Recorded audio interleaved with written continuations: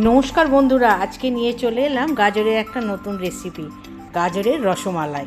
প্রথমে গাজরটাকে খোসা ছাড়িয়ে টুকরো করে কেটে মিক্সারের বাটিতে দিয়ে তাতে একটু দুধ দিয়ে ভালো করে বেটে নিলাম। গাজর বাটা হয়ে গেলে তারপর ওর থেকে 2 চামচে গাজর বাটা একটা বাটিতে রেখে দিলাম, পরে ব্যবহার করব। এবার একটা ফ্রাই প্যানে খানিকটা ঘি, হাফ কাপ চিনি, 1 কাপ সুজি আর গাজরের ওই বাটাটা দিয়ে ভালো করে মিশিয়ে নিলাম।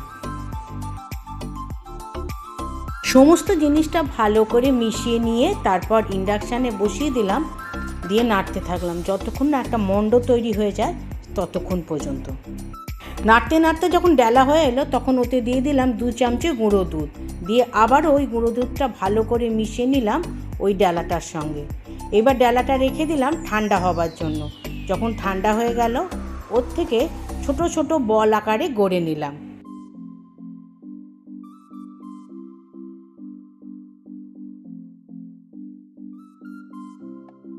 সমস্ত বলগুলো গড়ে নেবার পর একটা পাত্রে জল গরম করতে দিলাম। জলটা যখন ফুটে উঠলো তার মুখে একটা ঝাঁঝরি দিয়ে ওই বলগুলো ওর ওপরে দিয়ে চাপা দিয়ে 2-3 মিনিট ভাপিয়ে নিলাম। 2-3 মিনিট পর গ্যাসটা বন্ধ করে ঢাকনাটা খুলে ওটা ঠান্ডা হতে দিলাম। এবার একটা ফ্রাই প্যানে দুধ গরম হতে দিলাম। দুধটা গরম হয়ে ফুটে উঠলে ওতে দিয়ে দিলাম 2টো ছোটো এলাচ ফাটিয়ে দিয়ে, আর দিয়ে দিলাম হাফ কাপ চিনি, আর যে গাজরের পেস্টটা আমি তুলে রেখেছিলাম বাটিতে সেইটা ওর সঙ্গে মিশিয়ে দিলাম, দিয়ে ভালো করে ফুটতে দিলাম যতক্ষণ না পর্যন্ত ঘন হয়ে যায়। যখন দুধটা ঘন হয়ে গেল একটু, তখন ওতে দিয়ে দিলাম গাজরের বলগুলো দিয়ে ভালো করে ফুটতে দিলাম। ভালো করে ফুটে উঠলে ওতে দিয়ে দিলাম ভাঙা কাজু আর কিছুটা জাফরান।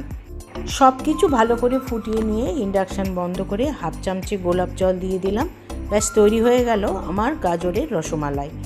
দেখুন তো কেমন লাগছে বন্ধুরা, এগুলো কিন্তু খুব স্পঞ্জি হয়। আর আমার এই রান্নাটা ভালো লাগলে অবশ্যই একটা লাইক করে দেবেন আর কমেন্ট করে জানাবেন কেমন লাগলো আপনাদের। আজ তাহলে আসি বন্ধুরা।